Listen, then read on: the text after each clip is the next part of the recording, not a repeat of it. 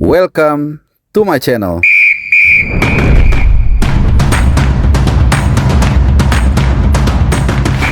Ya, pertandingan antara Indonesia dan Australia baru saja berakhir, di mana Indonesia harus mengakui ketangguhan dari Socceroos. Indonesia kalah 5-1, bahkan sempat tertinggal 4-0.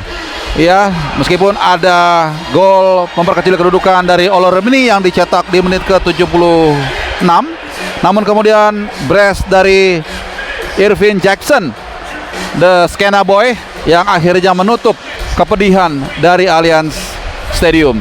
Teman-teman semua, ini tentunya hasil yang membuat posisi kita di klasemen menjadi turun ke peringkat ke-5, meskipun kita saat ini sama-sama mengantongi poin 6 dengan beberapa tim lainnya. Ada 4 tim yang mengantongi poin 6, tapi tentunya dengan selisih kekalahan 3-4 gol ini membuat kita harus menerima kenyataan turun ke peringkat ke-5.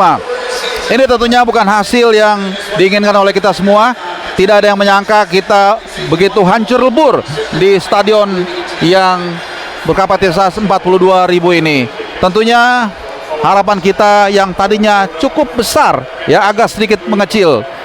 Sebuah pertandingan yang kita tunggu-tunggu begitu lama, yang kita harapkan ya paling nggak kita bisa membawa 1 poin dari lawatannya ke Sydney, Australia. Indonesia tentunya dihadapkan pada situasi yang sulit. Ekspektasi begitu besar ketika ada Patrick Kluivert dan kawan-kawan datang dengan sejumlah nama yang sangat luar biasa, termasuk Alex Pastoor. Namun sepanjang 90 menit Garuda benar-benar gagal untuk take off. Sebuah pencapaian yang tentunya berbanding terbalik kalau kita bandingkan waktu kita bermain 0-0 di Gelora Bung Karno. Saat itu meskipun Indonesia dihajar habis-habisan oleh Australia, namun kita masih dapat membawa atau membungkus 1 poin pada laga tersebut. Dan tentunya ini juga menjadi catatan terburuk kalau kita bicara di lini belakang, di mana Indonesia untuk pertama kalinya kebobolan 5 kali dalam 1 pertandingan. Sebelumnya catatan ini diperoleh saat kita menghadapi Jepang. Saat itu kita kalah 4-0, lawan yang memang jauh level di atas kita. Dan tentunya ada pertanyaan-pertanyaan yang harus kita layangkan kepada Patrick Kluivert dan kawan-kawan saat nanti gua akan menghadiri konferensi pers. Ya teman-teman semua, hasil ini tentunya membuat kecewa. Ini dia teman-teman kita, saudara-saudara kita yang hadir di Sydney Football Stadium. Kita lihat bagaimana 8.000 mungkin 10.000 fans Indonesia datang maupun juga menyambangi stadion ini dari seluruh penjuru dunia. Ada yang dari Qatar, dari Indonesia, bahkan juga dari seluruh penjuru Australia, yang ternyata kita harus membawa pulang kekecewaan. Betul, masih ada harapan 5 hari lagi dari sekarang dalam menghadapi Bahrain di Gelora Bung Karno. Tentunya hasil ini membuat kita benar-benar menatap pertandingan Bahrain dengan sangat hati-hati. Seri apalagi kalah menghadapi Bahrain, tentunya ini akan menjadi malapetaka dan akan menjadi setback dari perjuangan kita dalam membawa Garuda terbang tinggi di atas langit Kanada, Amerika Serikat dan juga Meksiko. Tekanan tentunya ada di kubu dari Patrick Kluivert dan kawan-kawan. Ketika mereka datang ke Indonesia, harapan lebih tinggi, makin tinggi. Beberapa pemain baru juga sudah berdatangan. Ada Ole Romney, ada Joe Pelipesi, kemudian ada Dan James dan juga ada Emil Audero. Tapi hasilnya kita lihat jauh panggang daripada api. Tentunya ini menjadi tekanan besar bagi Patrick Kluivert yang nanti seperti gue bilang akan kita tanyakan ya beberapa hal penting yang berbeda dari apa yang disampaikan 12 Januari lalu di Hotel Mulia Jakarta, di mana saat itu gue masih ingat ya, saat itu dia mengatakan I want the local players to be the heart of the team. Tapi nyatanya kita lihat tadi bagaimana Rido yang sebenarnya sudah cukup kompak ya selama perhelatan kualifikasi Piala Dunia ini dicadangkan, dan bahkan ketika Hilgers pun cedera, yang masuk justru Sandy Walsh ya. Sandy Walsh cedera, baru akhirnya Rido dimasukkan. Ya, mungkin sebagian analis mengatakan kalau saja gol dari Kevin Dix ini masuk, mungkin hasilnya berbeda. Saya nggak tahu, ya kita bukan Tuhan, kita tidak bisa meramal masa depan. Tapi yang pasti kita bermain sangat buruk sekali. Kalau kita lihat secara ball possession, Betul, memang kita memenangkan ball possession. Boleh dikatakan ini sangat luar biasa, tapi apakah itu yang kita butuhkan? Ya, apakah penguasaan bola yang kita butuhkan? Ingat, lolos tidaknya sebuah tim ke Piala Dunia, juara tidaknya sebuah tim Piala Dunia, bukan dilihat dari ball possession, bukan dilihat dari main cantiknya, bukan dilihat seberapa banyak Anda menguasai bola, tapi dari seberapa banyak gol yang bisa Anda sarangkan ke lawan dan seberapa sedikit Anda bisa mencegah gawang Anda kebobolan.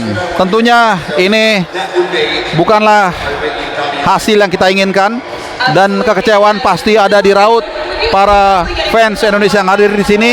Dan tadi di menit 86-an bergema nama Sintayong, mantan pelatih tim nasional Indonesia yang didepak bulan Januari lalu dan digantikan oleh Patrick Kluivert.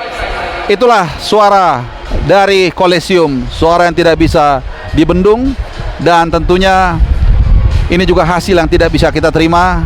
Apa boleh buat, namun tentunya para pemain sudah fight semaksimal mungkin. Mereka sudah memberikan yang terbaik, meskipun tentunya begitu banyak catatan-catatan yang harus diperbaiki di laga menghadapi Bahrain nanti. Mendatangkan pemain baru tentu bagus secara materi, tapi apakah mereka kompak? Itu yang menjadi catatan. Tidak ada kohesi satu sama lain. Pemain kelihatan bingung. Mungkin satu-satunya pemain yang tampil cukup baik yaitu Oleh Romney. Sejak menit pertama dia terlihat suka membuka ruang. Dia juga suka untuk dia juga gemar untuk mempressing lawan, untuk mengganggu Australia dalam membuild up serangan. Tentunya ini menjadi satu materi yang positif. Tapi bagaimana dengan pemain lainnya? Bagaimana dengan João Pelupessy? Ketika menerima layanan pun terus terang banyak yang kaget. Kenapa seorang Nathan Choaon yang di klubnya sejak 28 Agustus 2024 tidak pernah main sama sekali di tim senior. Dan kalian yang mengikuti channel gua, yang juga mengikuti segmen Report Abroad tentunya sampai bosan. Setengah tahun lebih pemain ini tidak main, mendatangkan João Pelupessy, tapi justru Nathan yang dimainkan. Dan ya, kita juga tahu tadi bagaimana dia melakukan kesalahan, dan itu bukan salah dia, karena dia hanya ditugaskan oleh pelatih untuk memainkan pertandingan ini. Tapi mungkin karena dia tidak banyak mendapatkan minute play, tidak banyak mendapatkan competitiveness game, sehingga mungkin nalurinya, instingnya untuk tidak melakukan keisengan kepada lawan ini jadi ya dia lakukan, dan itu membuahkan penalti yang tentunya gagal diantisipasi oleh Martin Paes. Banyak PR yang harus dikerjakan di sini, termasuk juga lini tengah dari Indonesia, Nathan dan Hai, yang menurut ya kita bisa lihat sendiri ya, tidak ada kerjasama yang benar-benar apik. Padahal ini adalah jantung dari kekuatan sebuah tim dalam menjaga transisi menyerang maupun juga transisi bertahan. Satu fakta menarik teman-teman semua, saat pertandingan berlangsung, saat kita sudah mulai kebobolan 2, kebobolan 3, salah seorang wartawan dari Belanda ya, dia sempat mendengar Gerard van den Berg yang duduk tidak jauh dari tribun media. Dia mengatakan terlalu jauh double pivotnya. Jadi Tom Hai dan Nathan itu terlalu jauh. Artinya memang di sini kelihatan apa yang dikhawatirkan terjadi, bahwa materi pemain ini mungkin bagus, mungkin juga secara tim, secara harga tinggi, tapi apakah mereka bisa bermain sebagai satu tim? Apakah mereka bisa main secara kompak? Apakah mereka bisa menghadirkan sebuah satu kekuatan? Ini yang ternyata terbukti. Kebugaran mungkin so-so, tapi kita lihat bagaimana tidak ada kohesi antar pemain, tidak ada juga pengertian satu sama lain. Beberapa kali pemain hilang, dan juga tentunya banyak sekali sebenarnya penguasaan bola yang tidak berujung pada ancaman. Buat apa ya pemain menguasai bola selama mungkin tapi tidak ada pengejawantannya, tidak ada ujungnya, tidak ada hasilnya. Kita butuh gol. Tidak ada tim yang tidak bisa menang, yang bisa menang tanpa mencetak gol. Itulah yang kita lihat di lapangan ini, di Sydney Football Stadium. Benar-benar sebuah hasil yang menyakitkan kita semua, teman-teman semua. Apa boleh buat? Tentunya peluang kita untuk lolos ke Piala Dunia sedikit mengkerucut, mengecil ya, walaupun belum hilang sama sekali. Dan saat pertandingan ini atau saat video ini gue take, sedang berlangsung pertandingan antara Jepang dan Bahrain. Satu-satunya harapan yang bisa kita timpakan di sini adalah kita berharap Jepang mengalahkan Bahrain agar kita tidak terlalu jauh terpuruk di papan bawah. Kalau bisa Jepang menang dengan skor lebih besar lagi. Jadi apa mau dikata teman-teman semua, itulah hasil yang mesti keterima. Mungkin satu-satunya hal positif yang terjadi di stadion ini adalah Mexican Waves yang tadi membuat satu stadion itu menyatu. Doesn't matter itu pendukung Indonesia ataupun pendukung Australia, semua melakukan Mexican Waves. Sisa dari itu semuanya adalah menyakitkan. Oke teman-teman semua, hanya itu yang bisa gue sampaikan ke kalian. Setelah ini gue akan ke konferensi pers dan kita akan tanya pelatih kepala sebagai yang bertanggung jawab terhadap kekalahan ini. Terima kasih teman-teman sudah menyimak dan mudah-mudahan tetap semangat dan Garuda jangan putus asa. Bye bye. Adios.